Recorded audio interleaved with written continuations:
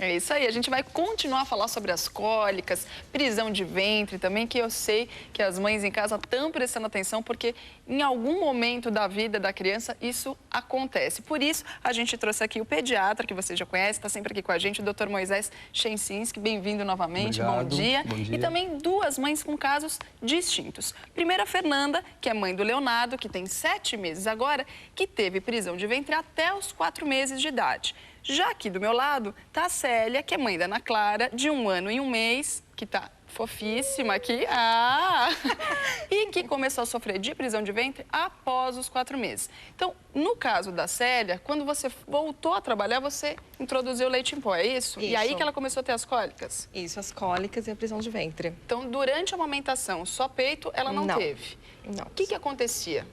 Ela ficava cerca de 3 dias sem evacuar. Aí teve um dia que eu fiquei muito preocupada, porque eu vi que ela estava incomodada já. Aí liguei para a pediatra e ela falou, olha, é normal. Até 1 semana é normal.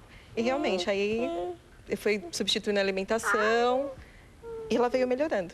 Doutor Moisés, é normal mesmo ficar 1 semana? Olha, a gente considera sempre é um diagnóstico complicado, aliás, a maior parte das vezes, porque a gente não leva em consideração o hábito normal. Então, por exemplo, tem gente que normalmente evacua 1 vez a cada 2 dias. E tem gente que evacua 2, 3 vezes por dia. A mudança do hábito que cause sofrimento, que cause a dificuldade, essa sim deve ser considerada como obstipação. De qualquer forma, como definição, a cada 2 dias, no máximo a cada 3 dias, a gente tem que evacuar. Certo. Senão, o funcionamento, a eliminação daquilo que precisa ser eliminado e a absorção daquilo que a gente come não tem um funcionamento muito adequado. Agora, isso acontece muito mesmo? Quando faz essa troca do peito pelo leite em pó? Então, olha, a gente vai vir aqui todas as vezes que vocês convidarem, em todas elas que a gente for falar sobre qualquer assunto, tem que insistir no aleitamento materno. O aleitamento materno é a prevenção, é a promoção de saúde, melhora o funcionamento do organismo, sempre vai ter uma condição que vai favorecer a criança. Na hora que você troca de leite, e isso é importante, leite integral abaixo de 1 ano de idade é proibido, aumenta o índice de alergia alimentar, aumenta o índice de obstipação. Então, tem que ser fórmula infantil. A maior parte das fórmulas infantis acabam prendendo mesmo o intestino.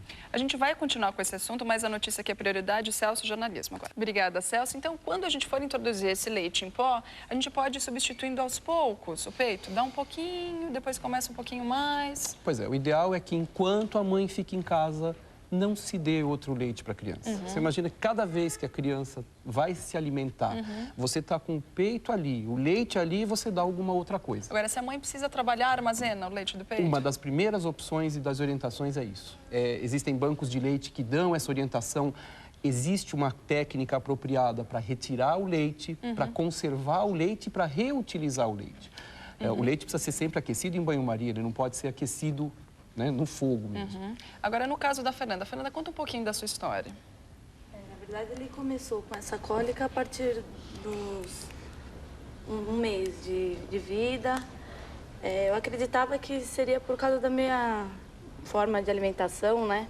Acredito que na minha gravidez eu comi muita fritura, não tinha essa... Abusou. Abusei bastante, né? E depois, durante a amamentação, você também comia de tudo? Então, eu comia até o 1º mês, até o pediatra falar pra mim que poderia ser isso que estava ocasionando. E aí, quando você mudou a alimentação, melhorou? Melhorou, mas ainda continuou até os 4 meses com essa cólica, né? Forte, de noite. Aquele sofrimento que a gente sabe, né? Doutor Moisés, isso acontece mesmo? A alimentação da mãe interfere? A gente não tem uma comprovação científica exata de que um tipo determinado de alimento provoque determinado tipo de reação. O que a gente sabe, por exemplo? Que o leite muda o sabor conforme a alimentação materna. Então, a mãe precisa comer uma dieta equilibrada para que o seu bebê, enquanto amamentado, já comece a ter uma certa sensação dos sabores que ela vai comer. Depois disso, o que a gente observa é que, por exemplo, hoje em dia, uma das grandes novidades, bem entre aspas, né, que a gente tem em termos de diagnóstico médico é alergia alimentar. Certo. E entre elas, a gente às vezes pega bebês, 1 mês de vida, tomando leite materno, que aparece um sangramento intestinal. Isso pode ser um sinal de alergia à proteína do leite de vaca. Uma das condutas é tirar leite e derivados de leite da alimentação da mãe. Então, para quem está chegando agora, a gente está falando sobre cólicas, prisão de ventre, principalmente nas crianças menores, né? E a gente estava falando aqui do Leonardo, né? Que tem 7 meses agora, sofreu muito até os 4 meses. A gente queria fazer alguns exercícios, doutor Moisés, para mostrar o que a gente pode fazer em casa para amenizar essas dores, porque as mães sofrem, né? Fica o bebê sem dormir, a mãe também, todo mundo cansado. Pois é, olha, antes de qualquer coisa, sempre é importante que seja feito um diagnóstico com a consulta pediátrica. Sempre no pediatra, hein? Que o aleitamento materno seja mantido.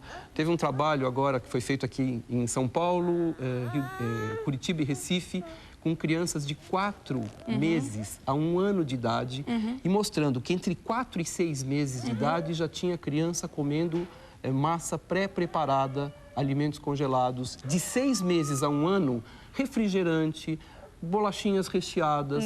Então, isto, com toda certeza, vai prejudicar. Então, o que a gente vai conversar aqui é uma das coisas que podem ser utilizadas. Aliás, para quem quiser conhecer, é uma atividade bastante interessante que pode ser começada, por exemplo, com a criança até 1 ano, a partir de 1 mês de idade, que é a Chantala. Vamos fazer aqui não é na o que a gente vai prática? fazer Não vai aqui, fazer a Chantala né? aqui, Mas isso acaba sendo interessante para a criança menor. Claro. Né? Pode Então, colocar paninho quente, bolsa de água quente. Isso. A ideia é que o calor favorece a eliminação de gases, favorece a eliminação do intestino. Lembrar, assim, o intestino... Vamos tirar um pouquinho, só um pouquinho, Você está muito chique, mas a gente vai tirar só para mostrar. Aqui você tem sai do estômago do duodeno, aí vai para o intestino delgado, que é um monte de quase 7 metros que a gente tem acho que você aqui tá com dentro. No final, a gente tem um cólon ascendente, cólon transverso, cólon descendente, sigmoide e reto. Esse é o final do intestino, chamado intestino grosso. O que a gente faz é tentar favorecer que, se tiver fezes que normalmente são retidas nesse espaço, a gente faz uma massagem no sentido horário, que é o sentido... Se conseguir, vamos pregar ele com super bonder aqui, porque só assim ele fica, né? Isso. Sempre tentar no sentido do relógio, para que se faça uma massagem. Então, legal aquecer a mão, um óleo neutro, né? Óleo de cheirinho, nada disso é bom para a criança, né? Pode ser sensibilidade na alergia de pele. E tentar fazer suavemente, né? O caminho das fezes para ajudar esse bebê a evacuar. É mais ou menos um ponto de interrogação. Mais ou menos, começaria mais ou menos na base do colo ascendente, o colo transverso, o colo descendente, sigmoide e reto. E aí a gente está eliminando. Outra coisa que pode ser feita é a massagem, né? A flexão das coxas em cima da barriga, que muitas vezes você está fazendo isso, se você não bobeia e está fazendo isso de lado sempre, se ficar de frente, isso. Acontece. Você recebe um prêmio, né? Mas normalmente quando você faz esse movimento, a criança acaba eliminando gases. Isso ajuda também a diminuição tanto do desconforto quanto a eliminação das fezes. E não é sempre que você encontra uma criança super tranquila nessa idade, 7 meses, né? O mais bacana, então, é depois do banho, onde a criança já está mais relaxada. Isso.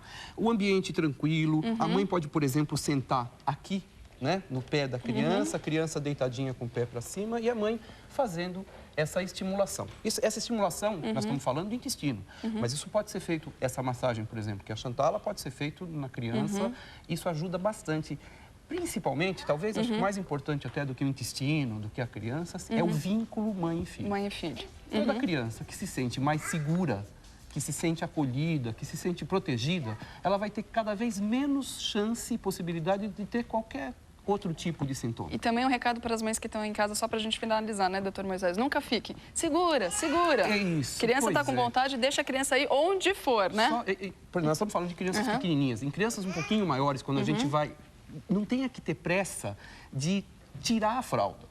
Porque essa pressa de tirar a fralda, a gente não tem muita noção. Quando você vai no banheiro, né, você precisa sentir a vontade, segurar, ir até o banheiro com a vontade, tirar a sua roupa, sentar, evacuar, esperar terminar. Tudo tem seu tempo, né? E aí, o que acontece? Se você... Tem que respeitar, Qual é a primeira orientação que você fala para a criança? Segura, segura, segura. Você não tem fralda, segura. Deixa aí, Então, né? deixa a fralda pelo menos para 2 anos e meio, 3 anos. Muito bem. Muito obrigada, doutor Moisés. Obrigada, Fernanda. Obrigada, Célia. Obrigada, esses bebês lindos.